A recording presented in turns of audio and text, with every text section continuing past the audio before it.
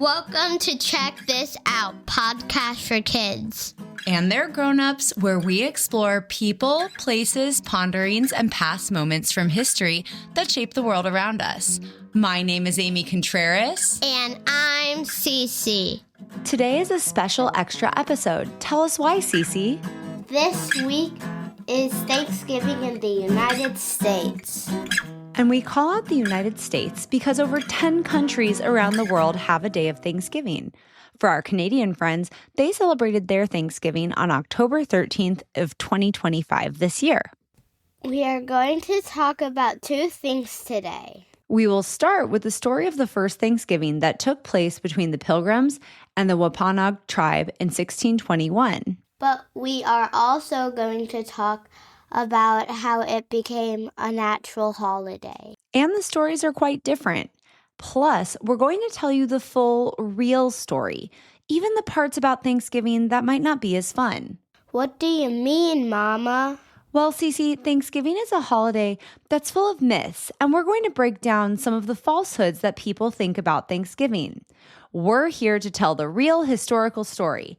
And because this story involves Europeans and Native Americans, there are some pretty tough things to talk about. We've gotten into some of that before. You're right. When we talked about Christopher Columbus and Geronimo on the podcast, we talked a bit about how Europeans treated the indigenous people in America when they arrived, and for hundreds of years after. But this will all make more sense as we get into the real story of Thanksgiving. A day of thanks did happen in the Plymouth colony in 1621. But it was different than the story that we all know.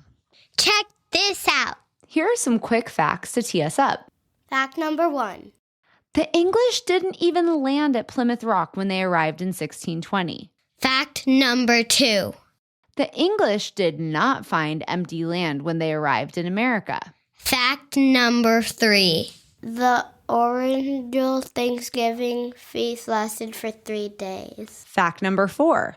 The holiday wasn't official in the United States until 1777. Over 150 years after the original feast.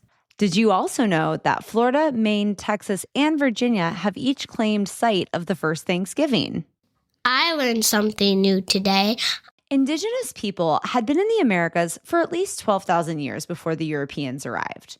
Before Europeans arrived, and for a long time after, Native people didn't think of themselves as Indians or Indigenous people, which united them across different tribes. Check this out. Being Native American or Indigenous is now a shared identity that they have had to learn because they were labeled by it and through their shared struggles with other tribes against Europeans.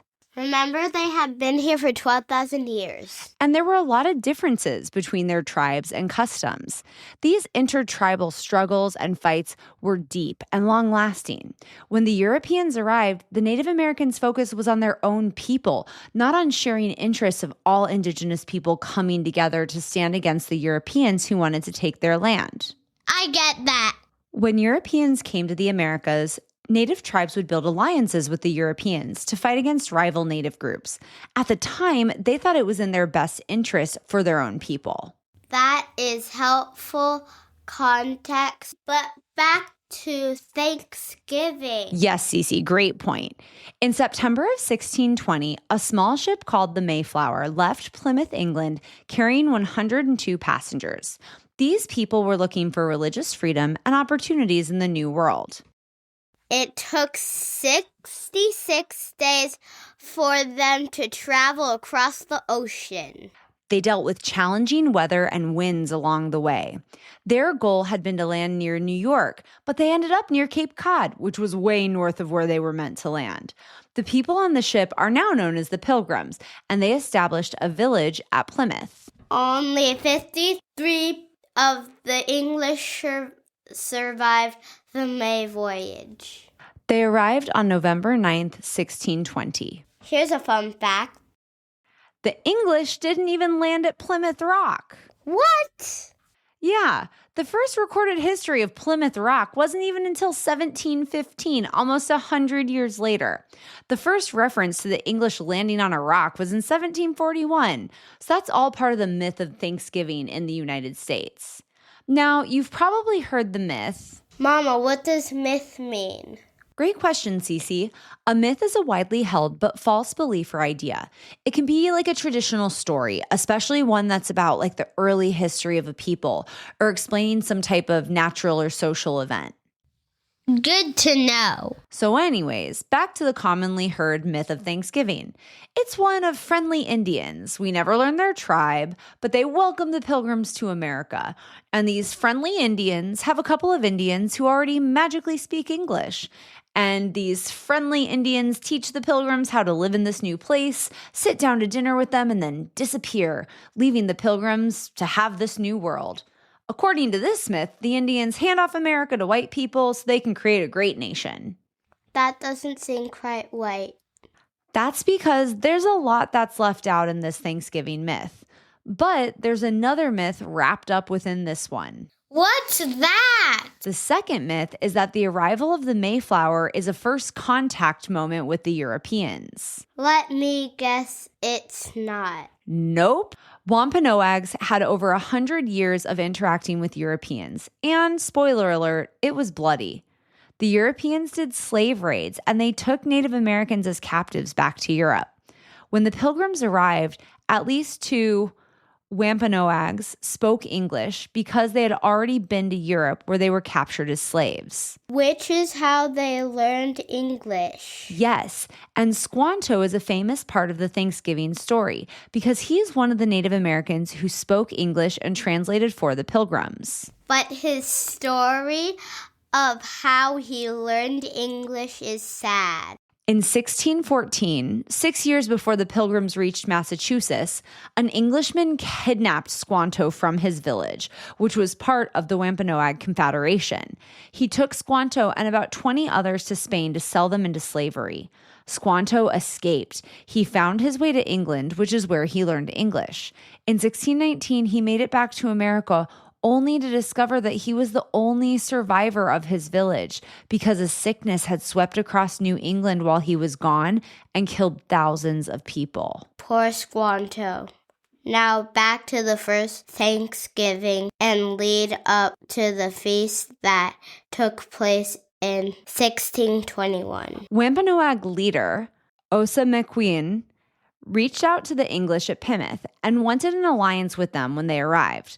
But it's not because he was this super friendly guy. It's because his people had been hit hard by a disease that killed thousands of them.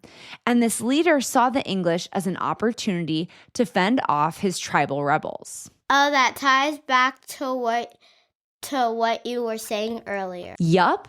Now, because Osa McQueen had made an alliance with the English, the Wampanoags did help them with things like farming and resources, and Squanto was part of that.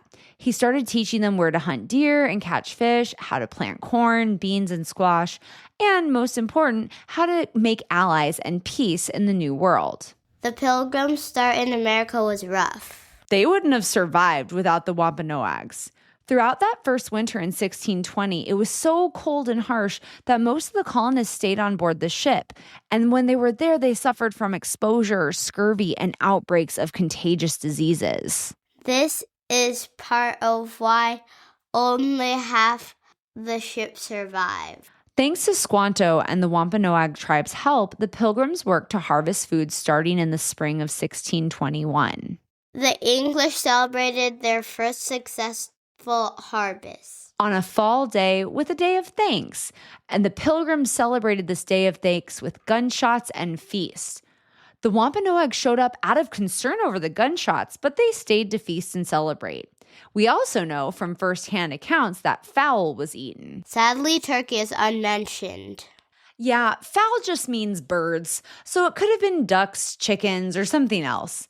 But this Feast of Thanks turned into a 3-day celebration with both the Wampanoags and the Pilgrims. This 3-day festival is now remembered as America's first Thanksgiving.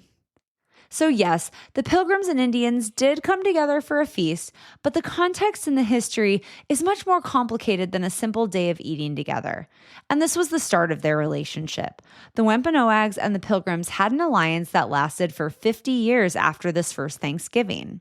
What happened to the alliance? Well, the treaty ended because the Pilgrims wanted more land. Plus, tensions had been growing for years, and they ultimately turned into something called King Philip's War, which lasted from 1675 to 1678, and it was between the Pilgrims and the Native Americans.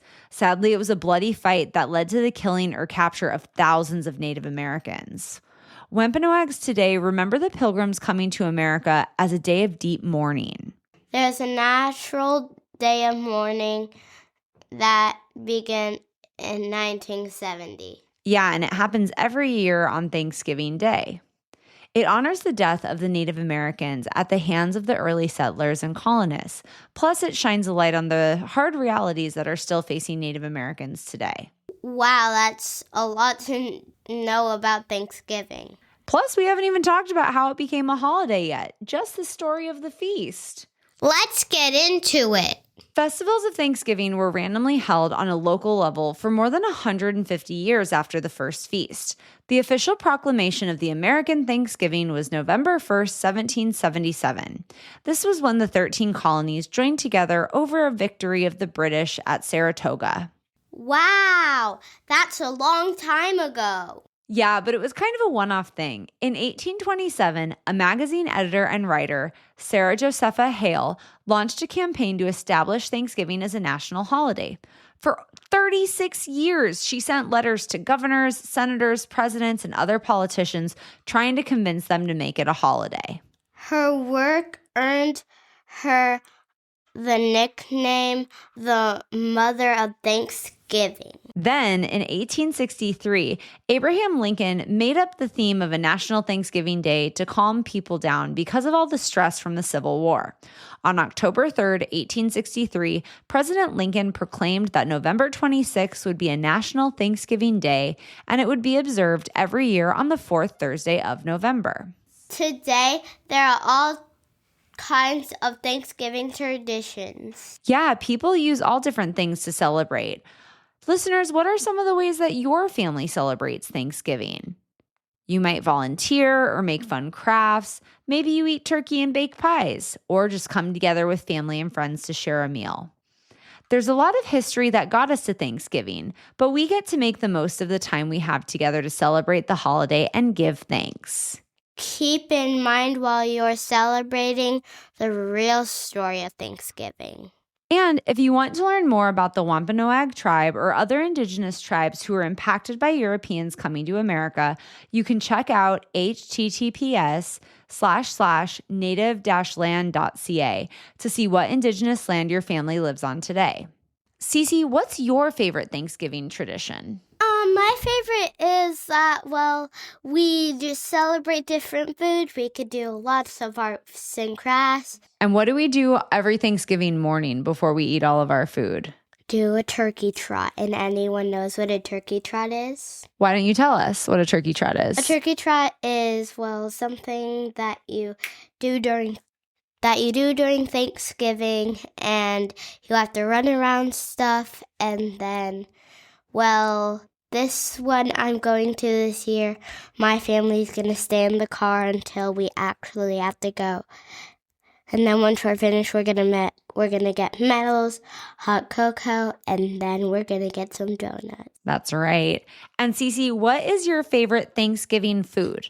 Mine is apple cider donuts. Oh, yeah. Apple cider donuts is a good choice. I really like cranberry sauce. Oh my God, same. It's so good. Yeah. So, Cece, what was your favorite fact that you learned about Thanksgiving today? I liked learning about the Wampanoags and the Pilgrims. Thank you, Cece. Thanks for listening to another episode of Check This Out Podcast for Kids. Here at the Check This Out podcast, we know there's a lot of information, and it can be overwhelming to find accurate information online. This podcast is a tool for you to help you do something called citing your sources. As you get older and do projects for school, you'll learn that certain types of websites or information sources, like AI, aren't verified or have evidence and documentation to back them up. On Check This Out, we use verified sources to build the stories you hear about.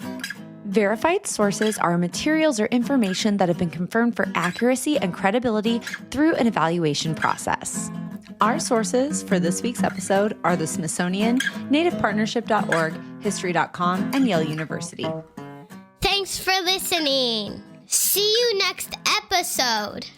Don't forget to subscribe.